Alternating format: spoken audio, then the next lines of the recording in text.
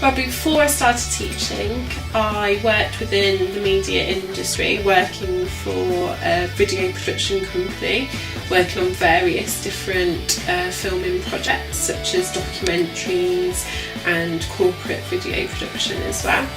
I also worked within live television broadcasting, so producing live television content to go straight onto online platforms. Before I became a teacher, I'd worked in the industry, and in fact when I became a teacher I still worked in the industry, which is the media industry, for many years. I have been teaching I've worked in education for about 7 years. I started off as a learning mentor, which wasn't actually teaching students but giving one-to-one support to current media students to make sure that they were on track with their coursework and assignments. And then after doing that for just over a year, I then became a media teacher. So I've probably been teaching on and off between 5 and 6 years now. I've been teaching for the past 12 years. I think teaching media is a really difficult subject to teach. One, because of the creative element, and two, because it's so vocational, so it's actually very difficult to teach media effectively in a normal classroom. So by normal classroom I mean lots of desks and chairs and computers, but naturally in the industry that's not what your working environment will be all of the time. Therefore it can be quite difficult to convey to students what it's really like in the industry, because we don't have the areas and the locations to take the students for lessons. For more practical work, I try to do demonstration-based sessions where I might be at the front of the room with the equipment that I'm trying to teach to the students, and I might also record those lessons as well, so the students have it as a resource to go back to outside of the lesson when they're trying to remember how to operate the camera. It's quite useful for them to have that video footage to go back to.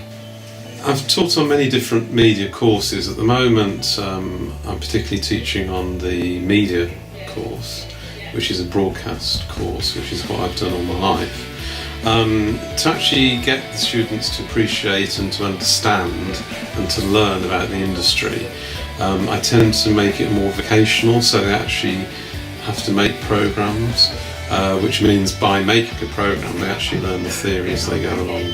After this course I'd like to go into filming, cinematography, things like that. After this course I want to go into full-time writing, whether it be poetry or stories, or I want to go into photography.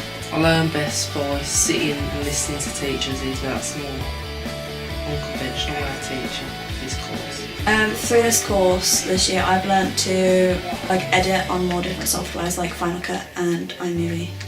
I think I've learnt how to film a lot better than I could before on this course, which is the main part what you need to get in the career I want to be when I leave.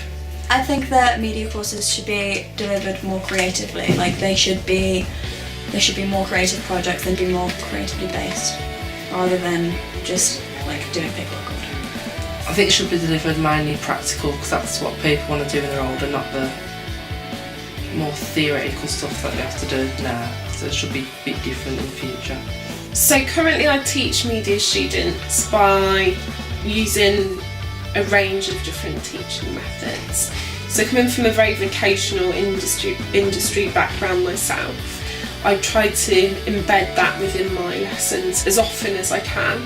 But the nature of education is that you do have to teach theory-based work as well, such as essays about media theory or lots of paperwork to back up the practical work that the students are doing. So that naturally leans itself towards more teacher-led delivery, where I'll be stood at the front of the classroom, maybe with a presentation or resource of some sort on the digital interactive board, presenting that information to the students and using discussion and one-to-one questioning to check that each student has understood the content of the lesson.